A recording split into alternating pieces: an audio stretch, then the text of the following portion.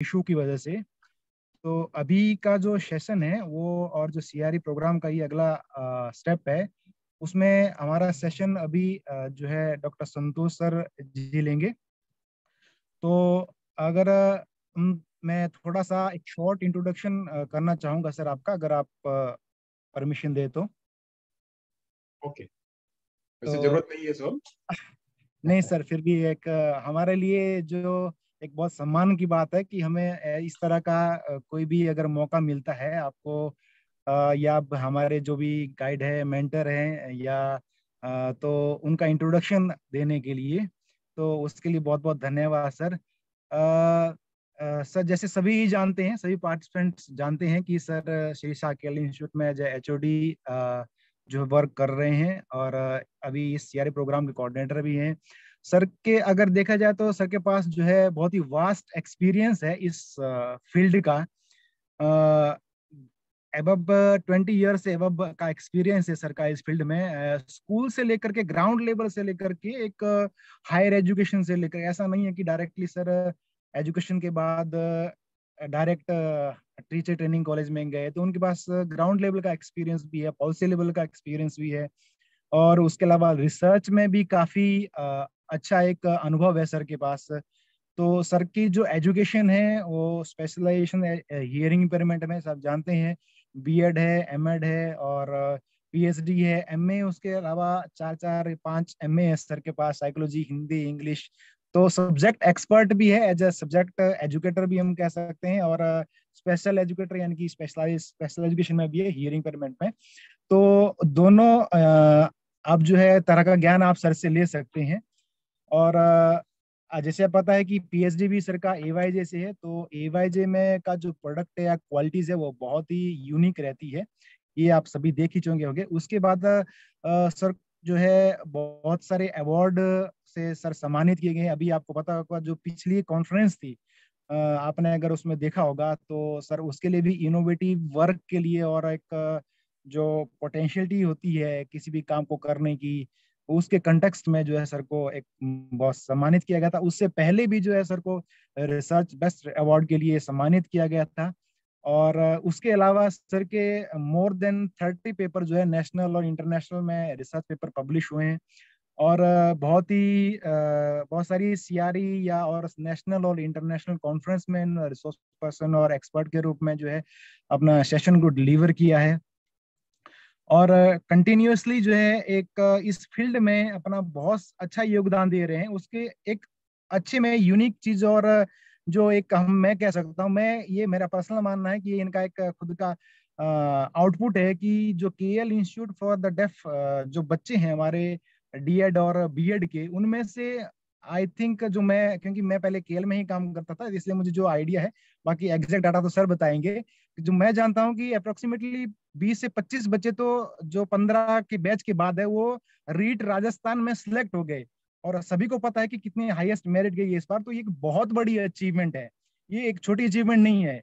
अब आप देखेंगे पूरे देश में किसी भी संस्थान को उठाकर कि कहीं किसी भी संस्थान में जो है इस तरह के 15-20 बच्चों का जो है सिलेक्शन होना बहुत ही डिफिकल्ट है।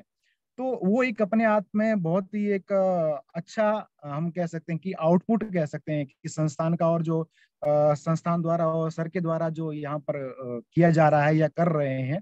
और सर से मैंने भी बहुत कुछ सीखा है, मैं 2 साल रहा हूँ सर के अंडर में काम किया हूँ, तो बहुत सारी चीजें सीखने को मिली। और अभी भी हम गाइडेंस लेते हैं कि कहाँ पर क्या करना है।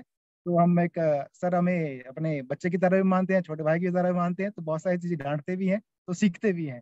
तो इसके लिए बहुत बहुत धन्यवाद सर। और अब मैं चाहूंगा कि आप अपने वैल्यूएबल जो भी आपका थॉट एंड नॉलेज है वो आप सभी के साथ साझा करें, जिससे कि सभी उसका लाभ ले सके। Over to you sir, thank you so much. Thank you सोम। आप जो जितनी बातें आपने कहा है उसके लास्ट वाली बात जो है वो रियल है कि आप मेरे छोटे भाई और छोटे भाई ही हो। और छोटे भाई की तरह मैं आपको डांटता भी हूँ, फटकारता भी हूँ, और उस हिसाब से मैं आपको कहता हूँ। अभी मैं बताना चाहूंगा कि हाल हाल में सोम जी ने कहा कि सर मुझे कहीं और जाना, फिर मैंने इनको तुरंत, पहले तो कुछ नहीं, पहले इनको मैंने डांटा कि क्या है तुम्हारा, क्या एन मौके पे कहते हो हमको यहाँ जाना, हमको वहां जाना है। तो फिर ये इन्होंने बोला कि नहीं नहीं ठीक है, अच्छा हम करते हैं। तो कहीं इनको जाना है और गाड़ी पे बैठे हैं जाने के लिए। तो सोम, आपका प्यार है, स्नेह है, और स्नेह और प्यार जो है ये रेसिप्रोकल होता है, आदान प्रदान होता है। आपका इतनी महानता है तो जाकर के हम दूसरे एक दूसरे को भी देंगे। Thank you. सब आपकी डायरेक्शन है।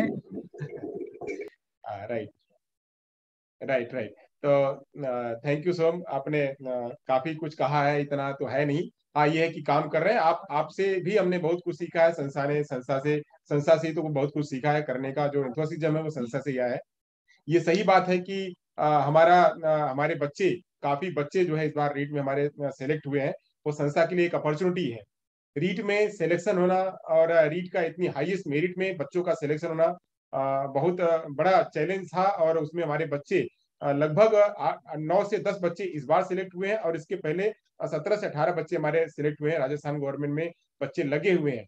और अगर मैं बात करूं तो अब तक हमने जितने बच्चे यहाँ से प्रोडक्ट निकाले हुए हैं, 250 बच्चे मैक्सिमम हमने निकाले होंगे। उस 250 में से अगर हम 30 से 40 बच्चों को भी अगर हम कहें कि वो अपॉइंट हो चुके हैं, तो एक बहुत बड़ी अचीवमेंट है। संस्था के लिए बहुत बड़ी अचीवमेंट है, और संस्था का जो टीचर्स ट्रेनिंग कॉलेज है उसके लिए बहुत बड़ी अचीवमेंट है। तो ये सब प्रयास है, ये एक व्यक्ति का प्रयास नहीं है, ये टीम वर्क है। टीम वर्क में सोम जी आपका शुरुआत है, और साथ में हमारे जितने भी लोग, चाहे वो दीपक जी हो, चाहे नितिन जी हो, चाहे ज्योति बेन हो, जितने भी टीचर थे और जो अभी हाल हाल में काम कर रहे हैं, अजीत जी हो, अभिषेक जी हो, मंजू जी हैं, दया बेन है, जो भी लोग हैं उन सबका श्रेय है। साथ में हमारे स्कूल के टीचर जो गेट में इंटर होते ही कहते हैं कि एकदम डिसिप्लिन में रहना, सारी बातें सीखनी है। तो स्कूल के टीचर, स्कूल का मैनेजमेंट भी उसका उतना ही हकदार है उस क्रेडिट को लेने के लिए। सारे लोग उस क्रेडिट को लेने के लिए हकदार है, बच्चों के पेरेंट्स भी उतने ही हकदार है। तो ये सब बातें तो जो है और चलती रहेंगी। आगे सारे लोग सक्सेस हो, यह उम्मीद रहेगी। क्वालिटी एजुकेशन सबसे ज्यादा मायने रखती है, कहीं भी हो वह क्वालिटी को ज्यादा तवज्जो रखे। जैसे कि हमने कहा कि अब यहाँ पे एक सेशन हमारा टूटने वाला था, लिंक टूटने वाली थी। हाँ, ज्ञान की गंगा है, सही बात है। ये जैसे सेशन हमारा लिंक टूटने वाला था, तो मैंने सोम जी को फोन किया। मैंने कहा कि देखिए, ऐसा सर का फोन नहीं हो रहा है, सर एमडी हैं, और मेंटल हेल्थ में, मेंटल हॉस्पिटल में वहां पे सर सुपरिंटेंडेंट है, तो कोई काम हो गया होगा, इसलिए वह उठा नहीं पा रहे हैं फोन। तो अब उनकी जगह पे हम सेशन को रोक लें, ऐसा भी नहीं कर सकते हैं। तो सेशन को कंटिन्यू करने के लिए मैंने कहा कि हम ही टेक ओवर करते हैं। तो टेक ओवर करने के लिए हम आ गए हैं। सोम जी, आपका धन्यवाद। आपको कहीं जाना थैंक यू है तो सर। आप अगर लीव होना चाहते हैं तो हो सकते हैं, अदरवाइज अगर आप हमारे साथ जुड़ रहे हैं तो जुड़िए। आपको काम है तो आप वहां से जा सकते हैं, कर सकते हैं अपना काम। थैंक तो यू सर। चलिए हम यहाँ से चर्चा करेंगे। जिस मुद्दे पर चर्चा करनी है वो मुद्दा है बैरियर फ्री। तो बैरियर फ्री में हम थोड़ी चर्चा करते रहेंगे, साथ में कुछ अगर हम आपको विजुलाइज करेंगे, विजुलाइज के साथ में अगर आपसे चर्चा करेंगे तो बेहतर होगा। हम ये चर्चाएं जो है 3:50 तक लेंगे। 3:50 तक ही हम लेंगे। उसके बाद आपको हम सीधे लेके आएंगे प्री टेस्ट पे, पोस्ट टेस्ट पे, और आगे का हमारा जो समापन समारोह उसमें लेके आएंगे। तो मैं आपके साथ, अब देखिए, जैसे सडन ही हमको अगर कोई तैयारी करनी है तो सडन खड़ा होना तो किसी के लिए भी चैलेंज हो जाएगा। फिर भी हम आपके सामने लेके आ रहे हैं, आरपीडब्ल्यूडी से ही लेके आ रहे हैं। और इसमें हम चर्चा करेंगे जो हमारा मुद्दा है डिसेबिलिटी सर्टिफिकेशन। उस डिसेबिलिटी सर्टिफिकेशन पर भी मैं चर्चा करूँ। तो मुद्दा करते हैं। यहाँ पे मैं बात करता हूँ कि जैसे कि सोशल हेल्थ, आप मुद्दा देख सकते हैं यहाँ पे टाइटल में लिखा हुआ कि social health and rehabilitation provisions of RPWD 2016। जो दिव्यांगता अधिकार जन अधिनियम है, उनमें जो 2016 का जो नया बना हुआ, उसमें सोशल के बारे में क्या कहा गया, हेल्थ के बारे में क्या कहा गया है, और रिहेबिलिटेशन के कौन कौन से प्रोविजंस है, ये सब है। और उन्हीं के साथ में ये सोशल और हेल्थ तभी होगा, सोशल हेल्थ जब होगा जब हम व्यक्ति को क्रेडिट देंगे। कोई भी व्यक्ति है, हमारे पास, जैसा कि आप सभी लोग जानते हैं कि आरपीडब्ल्यूडी में कुल मिलाकर के 21 प्रकार की दिव्यांगताओं का यहाँ पे चर्चा करी गई है। 21 प्रकार की दिव्यांगताओं में अब उन 21 प्रकार की दिव्यांगताओं को हमें ये देखना है कि इन बच्चों का हम सर्टिफिकेशन कैसे करेंगे। तो सर्टिफिकेशन करने के लिए जो हर एक जो ये department of empowerment of person with disability है, उसने अपना खुद अपनी गाइडलाइन उसने सभी हॉस्पिटल से, जितने भी हॉस्पिटल्स हैं, सीएससी हो, पीएससी हो, गवर्नमेंट हॉस्पिटल्स हैं, उन गवर्नमेंट हॉस्पिटल्स के मेडिकल के जो ऑफिसर्स हैं, उन ऑफिसर से मिलकर के उसके, और जो नॉर्म्स हैं आरसीआई से, जो डिसेबिलिटी के जो नॉर्म्स है, डिसेबिलिटी से जो निकल के आई हुई बातें, कि जो अगर बात करें कि एसिड अटैक विक्टिम है, अगर बात करें डॉर्फिज्म है, अगर बात करें हार्ड ऑफ हियरिंग है, अगर हम बात करें speech and hearing impairment, speech and impairment है, अगर बात करें लर्निंग डिसेबिलिटी है, अगर बात करें लोकोमोटर डिसेबिलिटी है, अगर बात करें इंटेलेक्चुअल डिसेबिलिटी, अगर बात करें लो विजन है, अगर बात करें कि हेमोफीलिया है, अगर हम बात करें कि, और जितनी भी डिसेबिलिटी, किस प्रकार की दिव्यांगताओं का जो चर्चा किया गया है, उनमें उनके नॉर्म्स बनाए गए हैं। इसी नॉर्म्स के आधार पे कब हम एक बेंच मार्क बनाएंगे। बेंच मार्क की चर्चा करिए, जो ये आरपीडब्ल्यूडी में उसमें एक शब्द आया हुआ है बेंच मार्क। तो बेंच मार्क का मतलब होता है कि कोई भी व्यक्ति 40% तक अगर कोई है, 40% से ऊपर अगर जाता है, 40.1 भी जाता है या 40.41 जाता है, तो वहां से उसको डिसेबिलिटी का सर्टिफिकेट मिलेगा। तो ये जो दायरा है, ये दायरा बनाने का काम जहां से हुआ है कि ये इतने पे जाकर के हम अगर डिसेबिलिटी का इतना रेशियो आएगा कि अगर कोई व्यक्ति 70 डेसिबल तक अगर नहीं सुन पाता है, 70 डेसिबल से अधिक वह सुनता है, उसके दोनों कानों में अगर ये समस्या है, तो वह 70 डेसिबल एक 40% का जो एक बेंच मार्क है वो बनाया जाएगा, और उसी बेंच मार्क के ऊपर का अगर उसको आता है, उसको डिसेबिलिटी का सर्टिफिकेट मिलेगा। अब डिसेबिलिटी के सर्टिफिकेट मिलने के साथ साथ में हमने सारे लोगों को सर्टिफिकेशन दे दिया।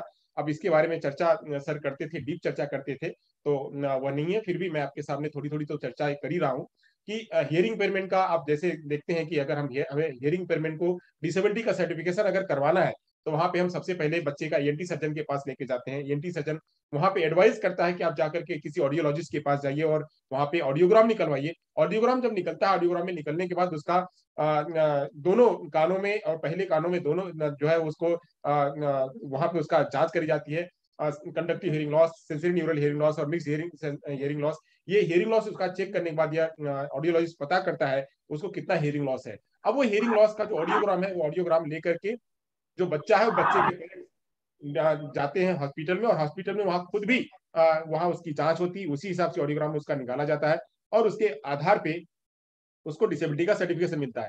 अब डिसेबिलिटी के सर्टिफिकेशन को आगे और जाकर के क्या किया गया है, तो उसका यूडीआईडी कार्ड अब बन रहा है, उसको डिजिटल कार्ड बन रहा है कि वह कार्ड खाली उसी जिले में या उसी राज्य में न लेकर के वह अन्य राज्यों तक भी उसका इस्तेमाल कर सकेगा। यानी वह एक एक कार्ड होगा, एक कार्ड हर जगह चलेगा, एक कार्ड ही, जैसे आधार कार्ड होता है, आधार कार्ड हमारा एक यूनिक कार्ड होता है, वैसे डिसेबिलिटी का एक यूडीआईडी कार्ड है। वो यूडीआईडी कार्ड जो है बच्चे को हर जगह, यूनिक डिसेबिलिटी आइडेंटिटी कार्ड जो है वो हर जगह बच्चे को काम आएगा। तो ये कार्ड इस तरह से डिजिटल कार्ड की तरफ जो है ये हमारा समाज, हमारा जो गवर्नमेंट है वो बढ़ रहा है। तो सबसे पहले तो यही होता है कि बच्चे की पहले अर्ली इंटरवेंशन और पहले उसकी स्क्रीनिंग होती है। स्क्रीनिंग करने के बाद उसको जो है आइडेंटिफिकेशन किया जाता है। आइडेंटिफिकेशन करने के बाद जहां जिस डिसेबिलिटी का है, लो विजन का है, तो लो विजन के कहा वहां जो है लेके जाते हैं, और उसका आंख की जांच करवाई जाती है, ऑप्थोमोलॉजिस्ट के पास वहां लेके जाया जाता है। वहां पे उसकी आंख की जांच होती है, कितना 20/200 है या 110/100 है, उस हिसाब से उसका आंख की जांच करी जाती है। इंटेलेक्चुअल डिसेबल बच्चा है तो वहाँ पे अलग अलग प्रकार के बीएसएमएस है, एसएफबी है, सीपीएम है, भाटिया बैटरी है, इनके माध्यम से बच्चे का आईक्यू टेस्ट किया जाता है। आईक्यू टेस्ट के आधार पे बच्चा कहाँ पे है, किस जगह पे है, ट्रेनेबल है, एजुकेबल है, कस्टडिएबल है, और बच्चे को लेके जाया जा सकता है, नहीं लेके जा सकता है, इसकी जांच करी जाती है। जांच करने के बाद अगर वो 40% से ऊपर है तो उसको हम आगे जाकर के डिसेबिलिटी का कार्ड प्रोवाइड करते हैं। हम और आगे बढ़ते हैं, लर्निंग डिसेबिलिटी में बात करते हैं।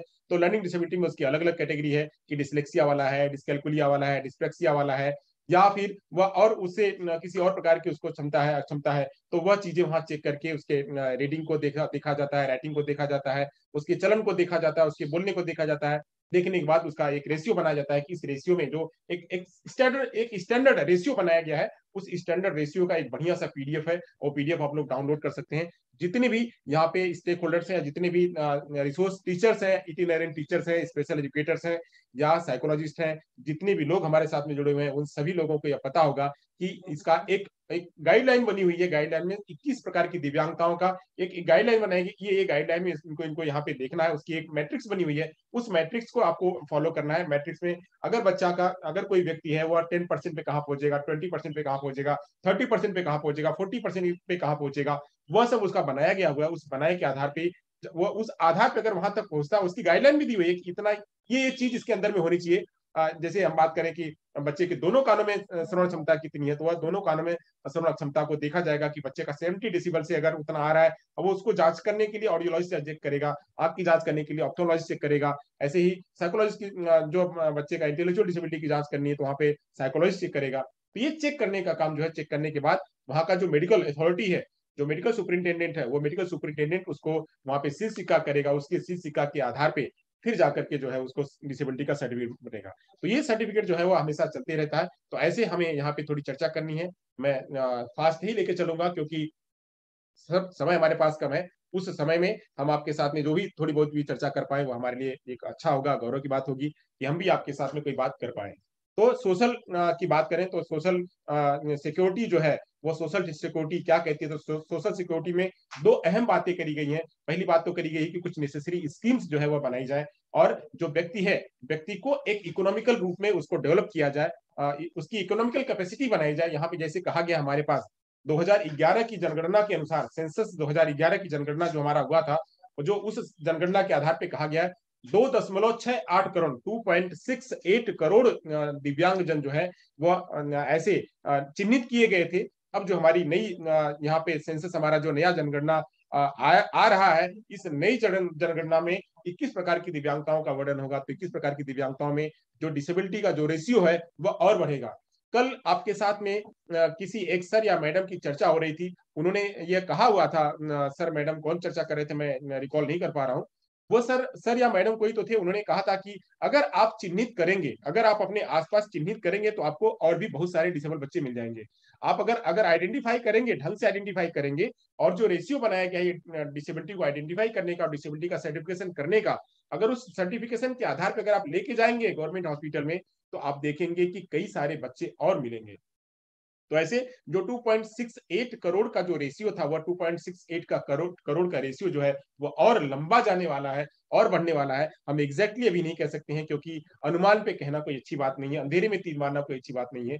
जैसे ही कुछ दिनों में ही वो आंकड़ा आ जाएगा, हमारे पास आ जाएगा, और आंकड़ों को लेकर के अगर हम बात करेंगे तो इससे बहुत सारे बच्चों को फायदा होगा, बहुत सारे बच्चों को फायदा होगा। साथ साथ में पेरेंट्स और जितने स्टेक होल्डर्स हैं और जो लोग काम करने वाले प्रोफेशनल्स है, रिहैब प्रोफेशनल्स, उनको भी इसका फायदा मिलेगा कि वह जान पाएंगे कि हम किन के लिए काम करें, वह जान पाएंगे कि समाज में इनकी क्या भूमिका हो पाएगी, वह जान पाएंगे कि हम इनको कैसे आगे बढ़ाएं।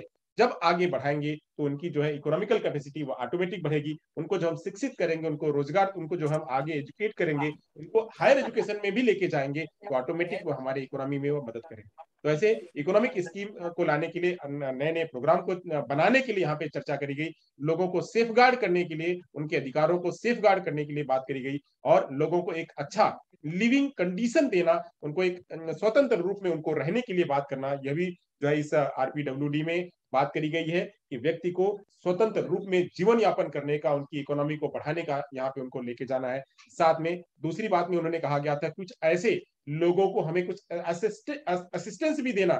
सुनी मैम बात कर रही थी, एडिप स्कीम की बात उन्होंने करी थी, तो ये सब असिस्टेंस जो है वो देना, कि कितनी मात्रा में वो असिस्टेंस देना है, तो कितनी मात्रा में देना है, वह मात्रा भी जो है डिसाइड किया गया है। कि जैसे मैंने कहा कि अगर कोई व्यक्ति बेंचमार्क में है तो बेंचमार्क वाले को कितनी कैपेसिटी देनी है, तो अगर उससे कोई उससे ऊपर है, कोई सीवियर टाइप का डिसेबल है, तो सीवियर टाइप को कितना क्वांटम ऑफ असिस्टेंस कितना देना है, कितनी सहायता देनी, नंबर ऑफ सहायता उसको कितनी देनी है, किस किस रूप में देनी है। अगर कोई उससे ऊपर है, कोई मल्टीपल डिसेबल है या मल्टीपल डिसेबिलिटी से ऊपर या उससे थोड़ा नीचे है, तो उस मात्रा में यहाँ पे यह निर्धारित किया गया है कि यहाँ पे उनको देना है। तो यहाँ पे बताया गया है कि एटलीस्ट मिनिमम जो है वह 25% जो है वहां पे उनको यह असिस्टेंस देना है। हायर एजुकेशन में उनको जो है लेके जाना है, हायर एजुकेशन में भी उनको अप्लाई करना है। तो ऐसे उनके लिए सिक्योरिटी का प्रोविजंस इस right of person with disability में करा गया है। आगे और जो है बात करी गई है कि गवर्नमेंट जो है वो अभी कुछ और भी कर रही है कि डाइवर्सिटी ऑफ डिसेबिलिटी को स्वीकार कर रही है, जेंडर के डिफरेंशिएशन को स्वीकार कर रही है, एज अप्रोप्रिएट बच्चों को एजुकेशन देने की बात कर रही है, उनके सोशियो इकोनॉमिकल स्टेटस को भी स्वीकार कर रही है कि उनके इन सब बातों को ध्यान में रखते हुए, उनको इंक्लूजन में शामिल करना।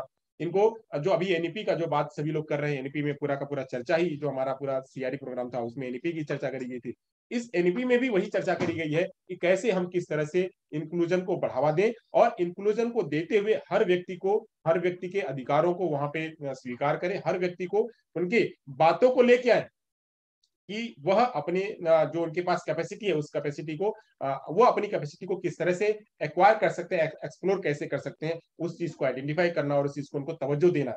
साथ साथ में जो उसके पीयर्स हैं, जो उसके पेरेंट्स हैं, जो उसके टीचर्स हैं, जिस माहौल में वह रहता है, जिस सोसाइटी में वह रहता है, उस सोसाइटी को भी वहां पे अवेयर किया जाए, ताकि वह सभी लोग इनकी डाइवर्सिटी को, इनके जो डिफरेंशिएशन है उन डिफरेंशिएशन को जो है वो स्वीकार करें। तो ये भी उसमें चर्चा करी गई है। साथ में कुछ बताया गया है कि कुछ और जो है कैसे इनको स्कीम्स के तहत कौन कौन सी सोशल सिक्योरिटी देना है, कौन कौन सी स्कीम देना है। तो स्कीम्स के तहत मैं यहाँ पे आपको दर्शा पा रहा हूँ, बता पा रहा हूँ कि कुछ जो है कम्युनिटी सेंटर्स खोलने हैं, कुछ जो है कुछ गुड लिविंग कंडीशंस जो है कैसे बनानी है, गुड लिविंग कंडीशंस, तो वह उसकी जो है बात करनी है। आप लोग देख पा रहे होंगे, आप लोग सुन पा रहे होंगे समाचारों में और न्यूज़पेपर में अलग अलग जगहों पे ये बताया जाता है, कहा जाता है कि दिल्ली गवर्नमेंट जो है बहुत बढ़िया काम कर रही है, दिल्ली गवर्नमेंट डिसेबिलिटी के लिए काम कर रही है, दिल्ली गवर्नमेंट में जो बच्चों को एजुकेट करना, वहां पे टीचरों की भर्ती के लिए बात हो, वहां पे उनके हेल्थ की बात हो, हर चीजों के लिए दिल्ली गवर्नमेंट अच्छी काम कर रही है।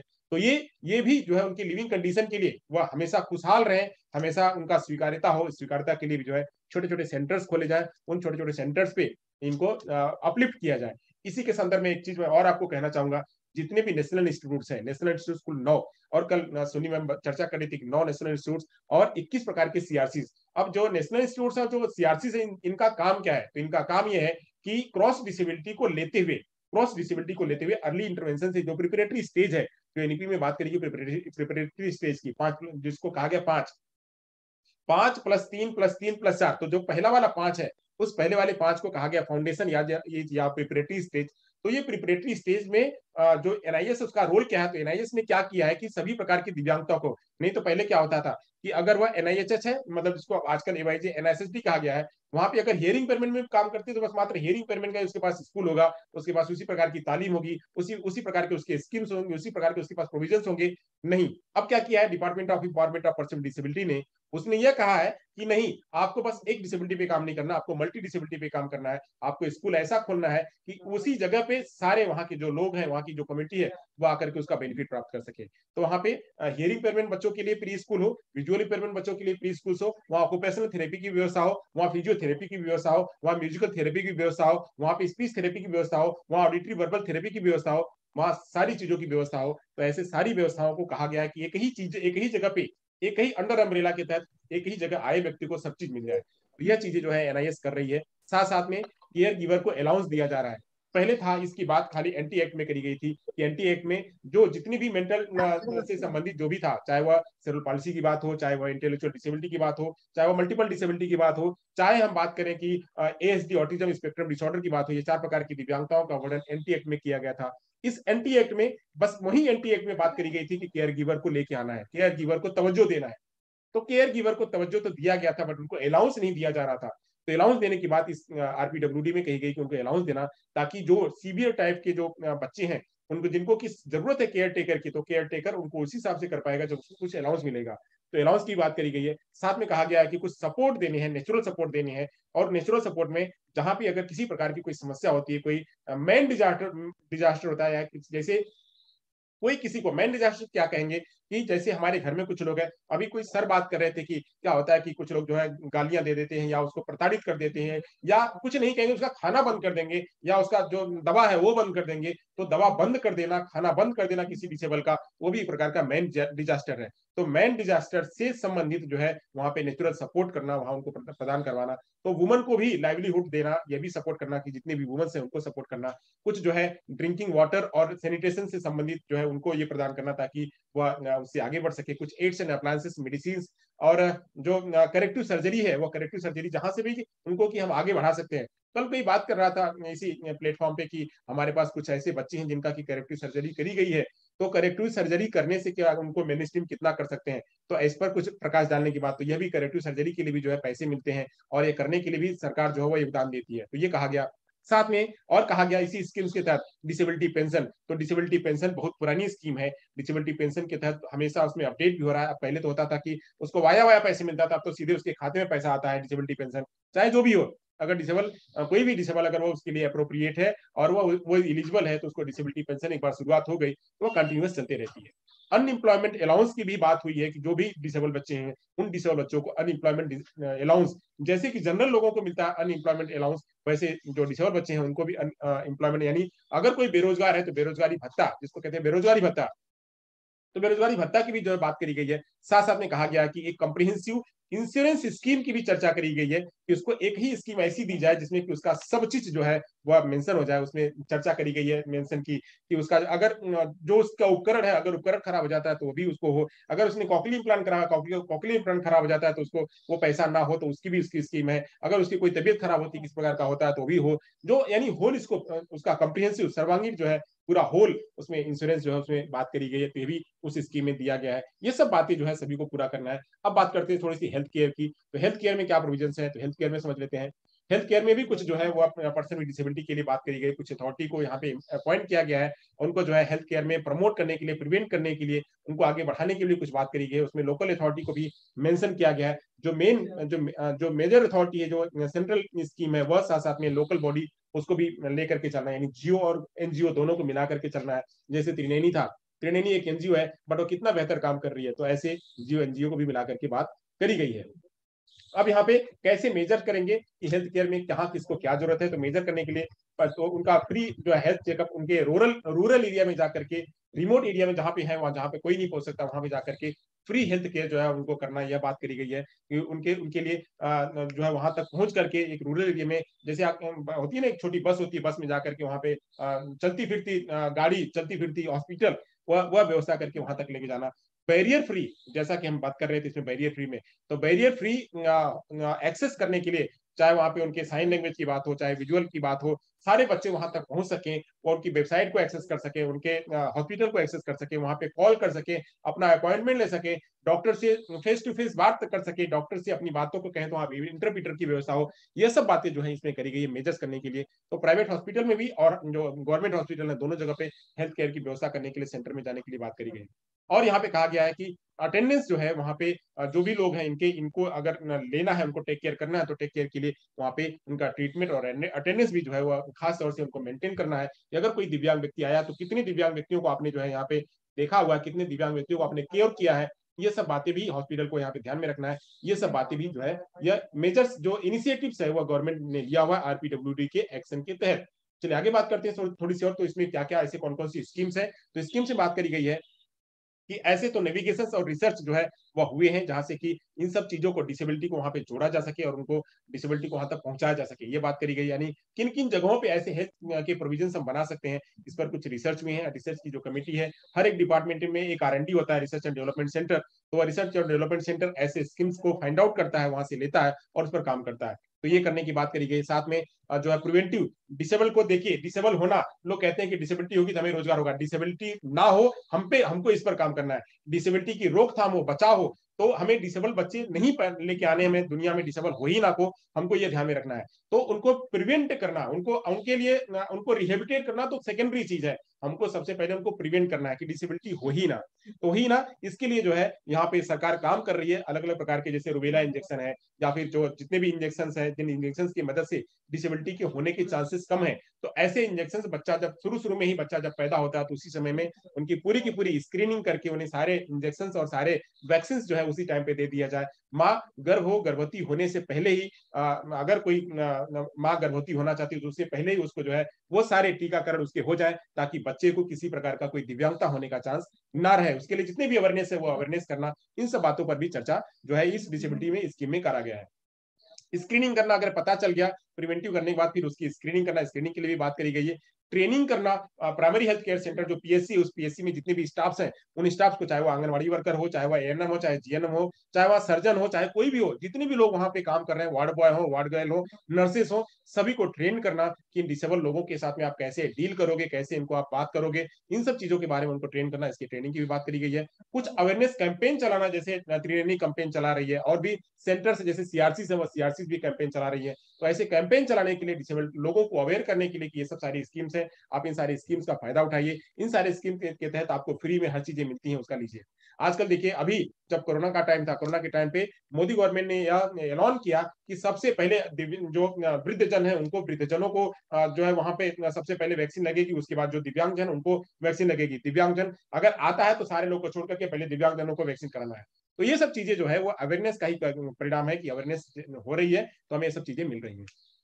कुछ बातें और करी गई हैं कि जो है कुछ प्री नेटल, नेटल और पोस्ट नेटल में मदर्स को जो है वहां पे उनको मेजर करना कि माता गर्भवती होने से पहले ही गर्भवती हो गई और जन्म के बाद भी उसको जो है वो सारा कुछ ट्रेन करना, ये सब की बात करी गई है। कुछ पीएससी, डब्ल्यूएलसी और स्कूल्स, प्री स्कूल्स, कॉलेज, इन सभी चीजों को भी जो है वहाँ एजुकेट करने की बात करी गई है। जो पब्लिक हेल्थ सेंटर है उनको एजुकेट करने की बात करी गई है।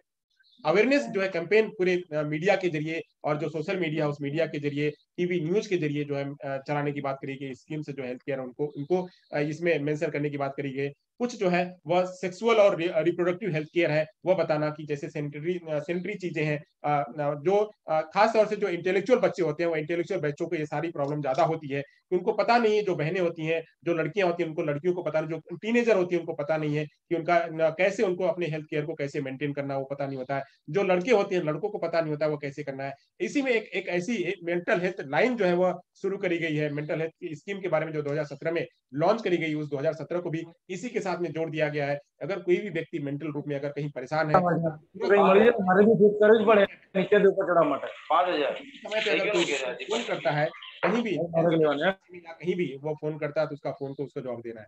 ये सारी स्कीम की भी जो है यहाँ पे चर्चा करी गई है। थोड़ी और चर्चा कर लेंगे, हमारे पास समय कम है तो उस समय में हम जो है चर्चा करेंगे थोड़ी और। तो आगे बात करते हैं कि रिहेबिलिटेशन सर्विसेज जो है कौन कौन सी हैं। तो रिहेबिलिटेशन सर्विसेज में जैसे कि 2 दिन पहले जो पहले दिन चर्चा हुई थी और सुनी मैम के साथ में भी जो चर्चा हुई थी, तो कविता बहन ने भी यहाँ पे एक प्रश्न उठाया हुआ था कि बच्चों को हम कोक्लियर इम्प्लांट तो करवा देते हैं, बच्चों को हम करेक्टिव सर्जरी तो करवा देते हैं, बच्चों को हम व्हील चेयर तो दिलवा देते हैं, बच्चों को हम ऑपरेशन और उनकी सर्जरी तो करवा देते हैं। बट सर्जरी करवाने के बाद उनको ट्रीटमेंट देने के बाद आगे का जो उनको रिहेबिलिटेशन सर्विसेज है, वह रिहेबिलिटेशन सर्विस अप्रोप्रिएट नहीं मिल पाती है। वहाँ पे जो मेंटल हेल्थ केयर के सर्विसेज हैं, या जो वहाँ पे एजुकेशन के जो सर्विसेज हैं, या वहाँ पे जो है और बाकी की जो सर्विसेज है, वह सर्विसेज अप्रोप्रिएटली नहीं मिल पाती हैं। तो उस अप्रोप्रिएटली नहीं मिल पाती है उसमें कहाँ लैकिंग हो रही है, उन लैकिंग को पूरा करने के लिए, उन चीजों को पूरा करने के लिए एक तरह से जो है पूरी टीम यहाँ पे काम कर रही है। तो इसमें कुछ प्रोविजंस बनाए गए हैं। उन प्रोविजंस में क्या क्या बनाए गए हैं, तो कुछ जो है उसमें एनजीओ की सहारा लिया गया है, कुछ जो गवर्नमेंट ऑर्गेनाइजेशन है उनकी सहारा लिया गया है,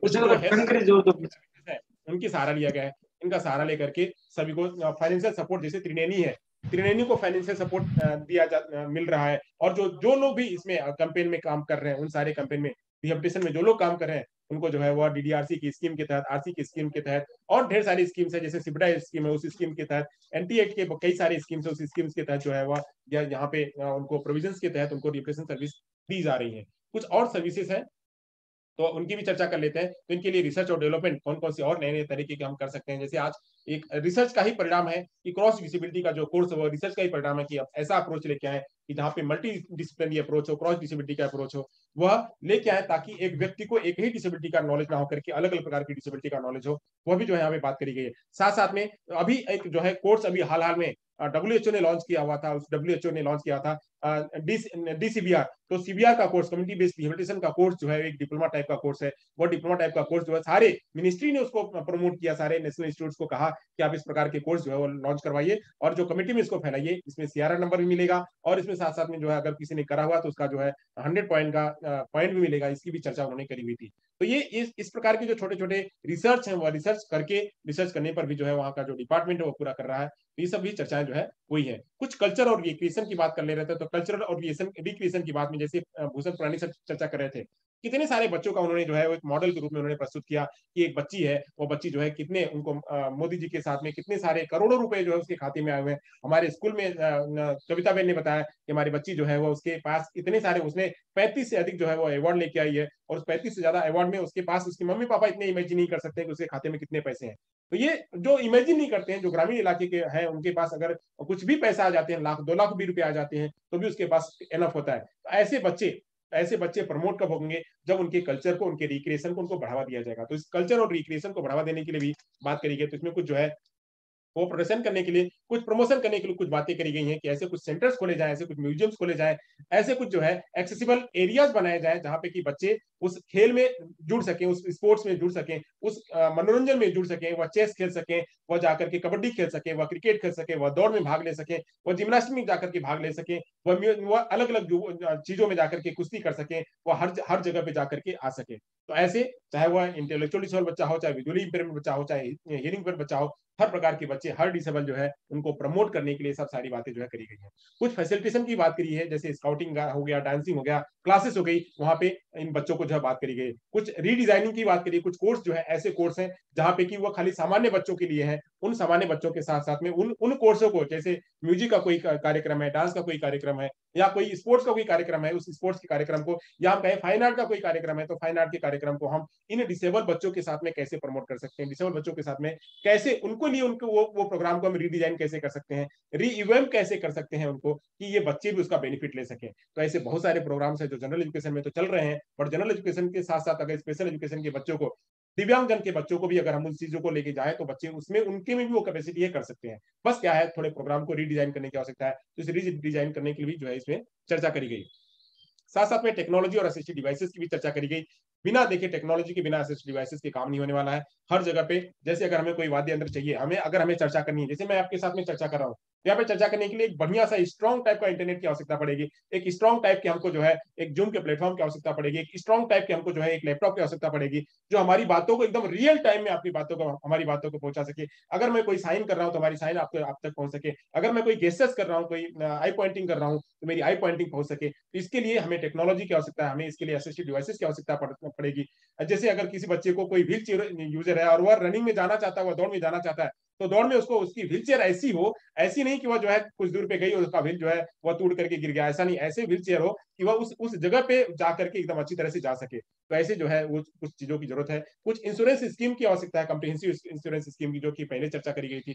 इन सब की भी जो है इसमें बात करी गई है। तो ऐसे कुछ जो है स्पोर्ट्स की भी एक्टिविटीज, उस स्पोर्ट्स की एक्टिविटी में भी बात करी गई है कि जैसे पीडब्ल्यूडी बच्चों को वहां उनको पहचान किया जाए, कहाँ कहाँ जा सकते हैं, इंक्लूजन किया जाए, समावेशन किया जाए। अभी कुछ दिन पहले चर्चा हो रही थी कि क्या हियरिंग पर बच्चे को दौड़ में लेके जाया जा सकता है, क्या ऐसा प्रावधान है, तो क्या उनके लिए कोई अलग से प्रावधान है, तो बात आई गई। मैंने खुद ने पूछा हुआ था, किसी बंधु से पूछा हुआ था, तो उन्होंने कहा कि नहीं, उनको जनरल में लिया जाता है, क्योंकि वहां पे सुनने का कुछ नहीं है, दौड़ने में कोई सुनने का कोई रोल नहीं है, तो वहां पे वह जनरल एजुकेशन में जा सकता है। ऐसे कुछ ऐसे गेम्स हैं जहां पे कि डिसेबिलिटी वहां पे आकर के आड़े नहीं आती है, डिसेबिलिटी वहां पे आकर के बैरियर नहीं बनती है, ऑब्स्टेकल नहीं बनती है, तो इनको इंक्लूजन में लेके आ जाए। इनको यह ना कहा जाए कि दिव्यांग है, उनको उनकी कैपेसिटी को, उनकी क्षमता को पहचाना जाए, तो वहां लेके आ जाए। और कुछ जगह ऐसे भी हैं जहां पे कि डिसेबिलिटी जो है वो आकर के ऑब्स्टेकल बनती है। जनरल और स्पेशल एजुकेशन को हमें जैसा नहीं बना सकते हैं। इक्विटी और इक्वालिटी की बात आती है, तो इक्वालिटी तो कर दिया, बट इक्विटी की भी जरूरत है। इक्विटी तभी आएगी जब उसको आप अलग से करेंगे, उसको उतना ही तवज्जो क्रेडिट देंगे, तब जाके होगा। तो ये सब जो है बातें करी गई हैं। उनको कुछ स्पोर्ट्स के जो फैसिलिटीज है वो एलोकेट करना, उनके लिए वह स्टेडियम हुआ या वो जगह हुई, वह जगह भी उनको बनाना, ये सभी जो है बातें करी गई थी। तो ये सब कुछ स्पोर्ट्स की बातें थी। जैसे यहाँ पे आप देख सकते हैं कि बच्चे यहाँ पे आराम से खेल रहे हैं और खेल करके अपनी बातों को कर रहे हैं। तो ऐसे जो है वो जरूरी है कि डिसेबल बच्चों को हम मात्र खाली कहें कि हाँ ये बच्चे कर सकते नहीं, उसके लिए हमको भी चेंज होना पड़ेगा, हमारे वातावरण को भी चेंज होना पड़ेगा, इन सबको चेंज होना पड़ेगा। जब हम चेंज करेंगे तभी जा करके ये सब होगा। तो ऐसे ये सब जो है मैंने आपके सामने चर्चा किया। अब यहाँ पे ये जो है हमारा जो सेशन है यहाँ पे होता है समाप्त। और डिसेबिलिटी के सर्टिफिकेशन से संबंधित, ये सबसे संबंधित मैंने आपके सामने चर्चा करी। समय कम था, इस समय के कम में मैंने आपके सामने मेरी बातें जो है वो मैं अपने आपको आपके सामने प्रस्तुत किया। ये सब जो मैंने बात करी, यह डिसेबिलिटी का जो एक ये जो एक्ट है, उस एक्ट में क्या हेल्थ से संबंधित बात करी गई है, क्या रिहेबिलिटेशन से संबंधित बात करी गई है, क्या स्पोर्ट्स और इससे बात करी गई, क्या डिसेबिलिटी जो आरपीडब्ल्यूडी में क्या स्कीम में क्या कहा गया है, उसकी मैंने आपके सामने चर्चा करी। साथ साथ में डिसेबिलिटी का सर्टिफिकेशन जो है वो भी मैंने आपके सामने चर्चा किया। सो यहाँ पे मेरी बात मैं यहाँ पे पूर्ण करता हूँ, समय हमारे पास कम है। So thank you so much. आप सभी ने मुझे ध्यान से सुना। और आपके अगर यहाँ से कोई प्रश्न हो तो प्रश्नों के लिए मैं एक ही दो प्रश्न ले पाऊंगा, क्योंकि मुझे आगे का सेशन कंटिन्यू करना है। सो अगर आपके यहाँ से कोई प्रश्न हो तो हमसे आप पूछ सकते हैं, अगर किसी प्रकार की कोई प्रश्न हो। हाँ, थैंक यू। इंफॉर्मेशन सही थी, तो अब थोड़ा फ्लो था हमारा, ज्यादा मैं स्पीड में था, तो स्पीड मेरे लिए जरूरी थी, क्योंकि उतने समय हमको पूरा करना था। अगर आपकी किसी प्रकार के कोई प्रश्न हो, मैंने मेरे अनुभव और मेरे जो ज्ञान है वो मैंने आपके साथ में साझा किए हैं। अगर आपके पास कुछ है तो आप हमसे शेयर करिए। तब तक मैं जो है एक दूसरा मेरा काम है, क्योंकि मुझे अब इसके बाद पूरा सेशन जो है कवर करना है, तो मैं मेरा सेशन वो कवर करता हूँ। सो थैंक यू मेरी तरफ से। और कविता बहन को मैं हैंड ओवर करता हूँ। कविता बहन जो यहाँ से माइक संभालें। संतोष भाई, थैंक यू वेरी मच। आप केयर के संकट समय की साकल है, क्योंकि ये हमारा जो पूरा जो सेशन है वो टाइम भी आपने कवर कर लिया और बहुत सारी इंफॉर्मेशन दी, और सभी को उसके जो वक्तव्य है उसमें से बहुत सी जानकारी मिली होगी। अभी संतोष सर के साथ में थोड़ा उसने जो रिहेबिलिटेशन का कार्य और जो किया है उसके साथ भी मैं सहमत हूँ। और हमें क्या बैरियर तो बहुत कुछ है, लेकिन उसमें हमको क्या करना है वो हमको जरूर सोच लेना चाहिए और उसके हिसाब से ही आगे बढ़ना चाहिए। तो हमें और टीम वर्क के साथ हम जब कार्य करेंगे तो उस कार्य का बहुत ही अच्छा प्रभाव पड़ेगा, वो जायज है। क्योंकि अभी पीएनआर सोसाइटी है वो भी वो ने 1987 से पोलियो करेक्टिव सर्जरी का कार्य किया था। अभी मैं एक प्राउड के साथ कह सकती हूँ कि भावनगर जिला है वो अभी पोलियो मुक्त हो गया है। तो वो बहुत साल पहले उसने जो ये कार्य है वो शुरू किया था।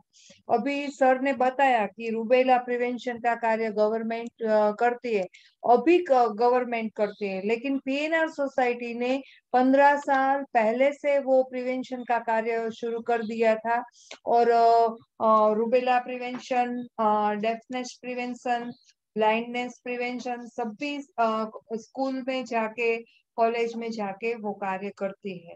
तो हमको क्या करना है वो हमको सोचकर हमारे जो डिसेबल बच्चे हैं उसको हम किस तरह से सहायता करें इसका नॉलेज हमको होना चाहिए।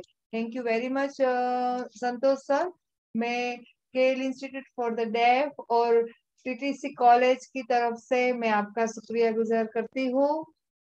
अपनों को धन्यवाद नहीं कहते हैं बहन, नहीं तो नहीं हमारा नहीं काम नहीं, है। ये मेरा एक कार्य है और आपने एंड मूवमेंट में किया कि नहीं मैं इंफॉर्मेशन देता हूँ तो हमारे लिए वो बहुत अच्छी बात है।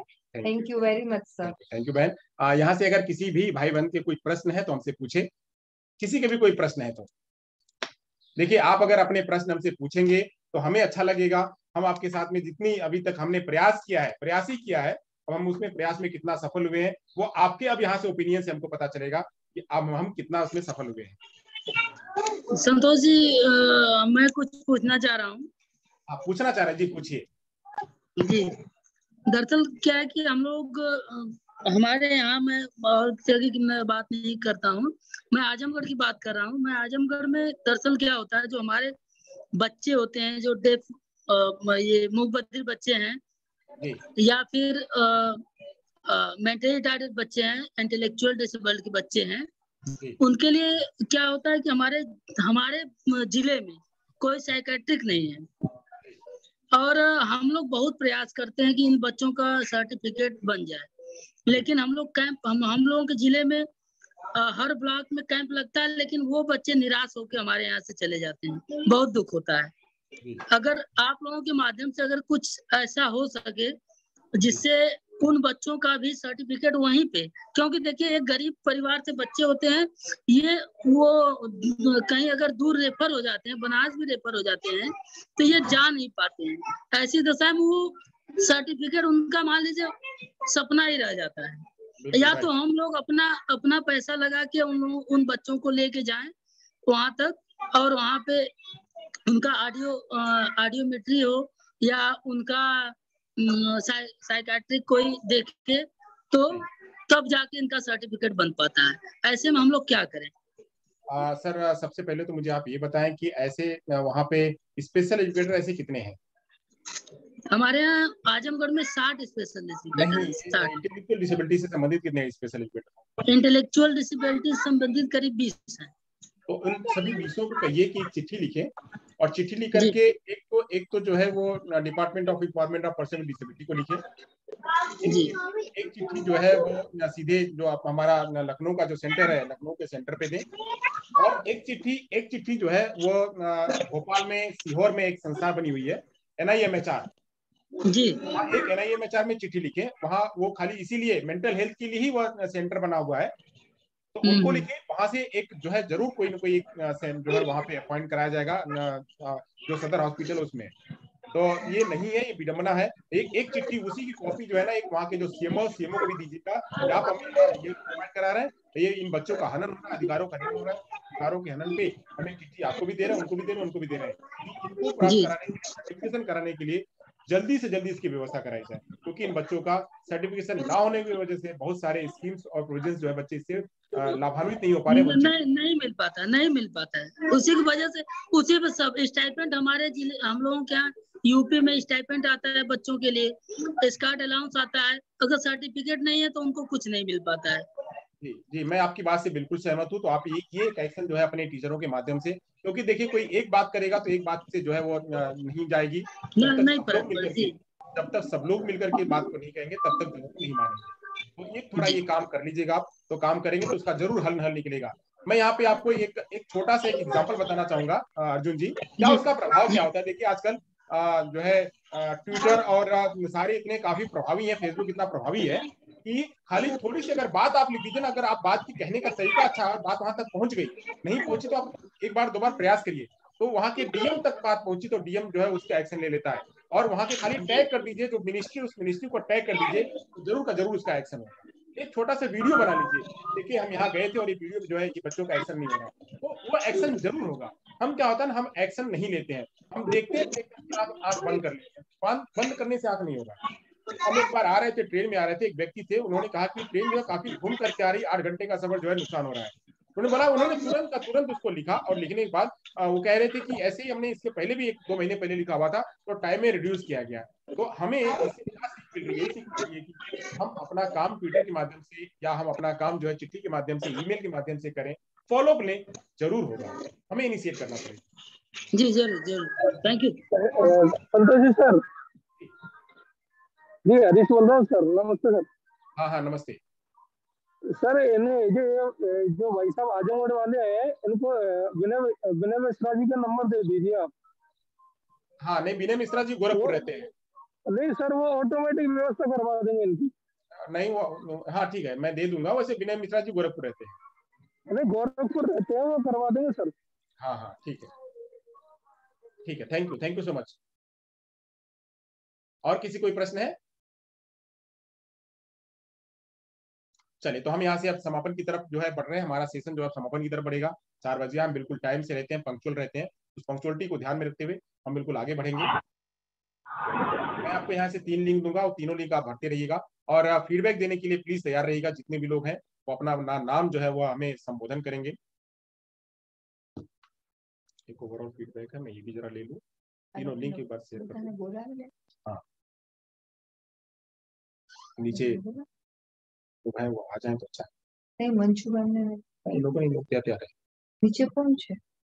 ठीक है, એટલે શૈલેષ ભાઈ ये क्या नीचे છે? कहता तो था તેને ઉપર બોલાવા છે? सबसे तो ऑप्शन नहीं, ऑप्शन प्रभाव આવવાનો તારીખ છે कौन એટલે આ મંજુ મેમ ને તો ये लोग तो क्या नहीं, ये लोग को समझते हैंडलिंग कर सकते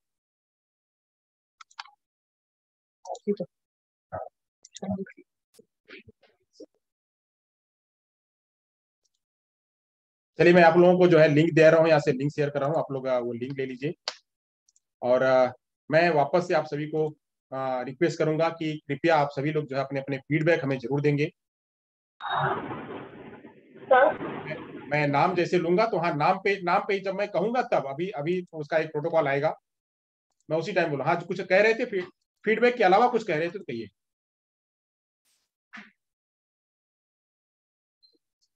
हाँ बैठा लो। Hello hello. हाँ जी सुन रहा हूँ मैं। सर मैं रीना खेरड़िया। जी रीना बेन। हाँ सर, इस बार की सीआरई तो बहुत नॉलेजेबल थी, बहुत अच्छा मिला हमें। पर कभी कभी वो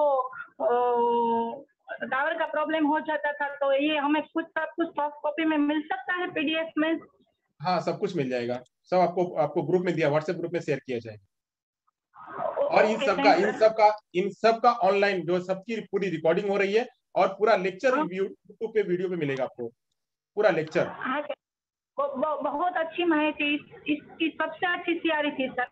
पूरा लेक्चर जो है वो आपको साइन लैंग्वेज के साथ में पूरा लेक्चर मिलेगा, इसका अपलोड होगा 2-4 दिन। वैसे एक सीट तो आपको ऑनलाइन मिलेगी, बाकी का एक एक लेक्चर आपको ना यूट्यूब पे डाला जाएगा, तो आप उसको लेकर के वहां से सारा कुछ सीख सकते हैं। Okay sir, thank you sir. अब हमने आपको 3 लिंक यहाँ पे शेयर करी हुई